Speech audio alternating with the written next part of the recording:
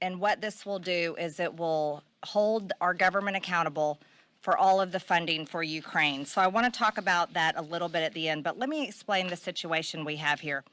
Congress has appropriated $54 billion to aid in the Ukrainian conflict. And then our president, Joe Biden, has requested another $38 billion this week.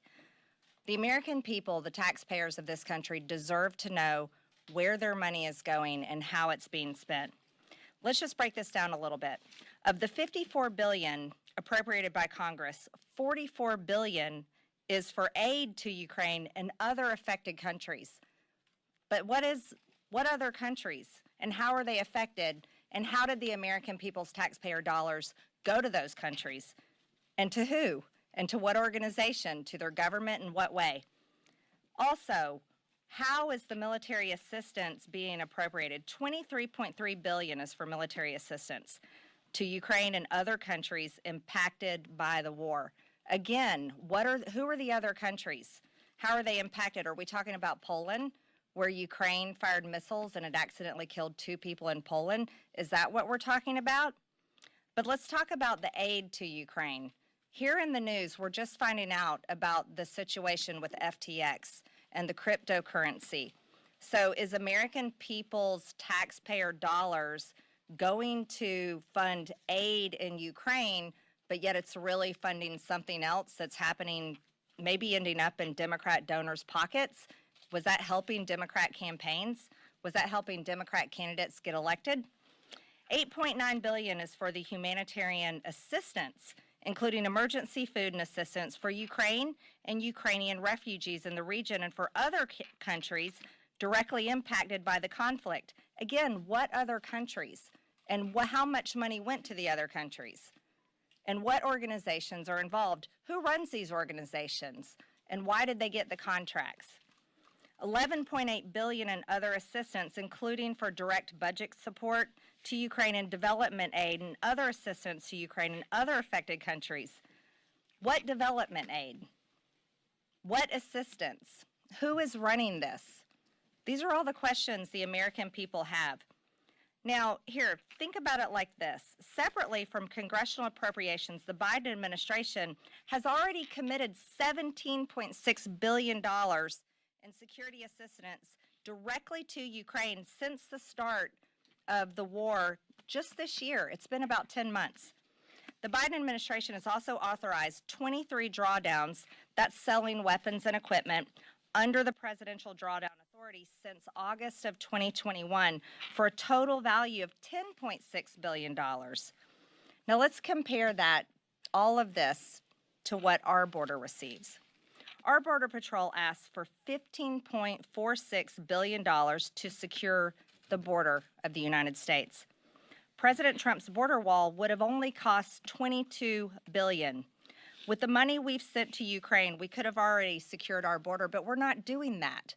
We're ignoring the dangers happening at our border and the national security crisis that's happening in our country, while we are completely protecting another country's border and also waging a proxy war with Russia.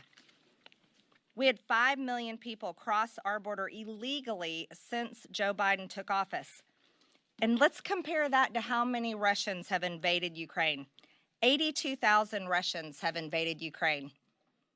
I think the American people and the taxpayers of this country deserve to know why the Biden administration and this Congress is so interested in funding the protection of Ukraine's border and not the protection of our border.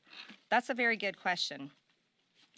I also want it to be known that approximately 56,000 Americans die every single year from fentanyl poisoning. This is a tragedy that's happening, and it's practically invisible. Now, while we have injured Ukrainian soldiers walking the halls of Congress, and I just saw them today, and they're being paraded around. And it's tragic and heartbreaking to see these men. They've been injured in this war, a war that America should not be participating in, but they're used as pawns to talk people like us into funding the protection of Ukraine's border, but not the protection of our border. And that is extremely wrong. But all the families that lost loved ones, 56,000 a year Americans dying from fentanyl, we don't see them walking the halls of Congress. And that's tragic. Now, our job is to use the American taxpayers' dollars for our country and for the security of our border and for Americans, but that's completely being ignored. So what this resolution will do, let me explain it. It's a privilege resolution, so I entered it in today. Now, they have 14 days to decide what they're going to do with it. Those are days we're in session. And then, if they make no decision, I can force this resolution to the House floor for a vote. And guess what Congress gets to decide? If the committees say they want nothing to do with it and refuse to tell the American taxpayers and the people of this country that they will not show transparency and provide all of the information that I'm demanding and my colleagues here are demanding, and we're asking for everything to do with military, civilian, and financial aid. We want it all. If they refuse to be transparent, then I'll be pushing this to the floor for a vote. And then if Congress votes this down, guess what the message will be to the American people?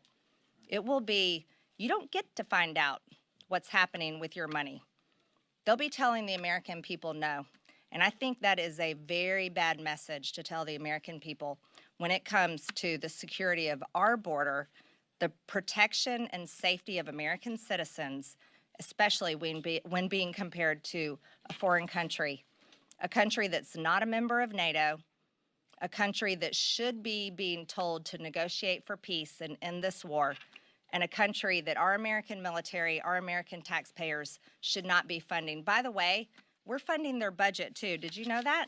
We're funding Ukraine's budget with $11.8 billion is going to assistance, including for direct budget support. The question is Ukraine now the 51st state of the United States of America? And what position does Zelensky have in our government? This is outrageous, and the American people deserve answers. And with that, I'd like to turn it over to my friend from Kentucky, Thomas Massey. Thank you, Marjorie. Marjorie did a great job of going through. We're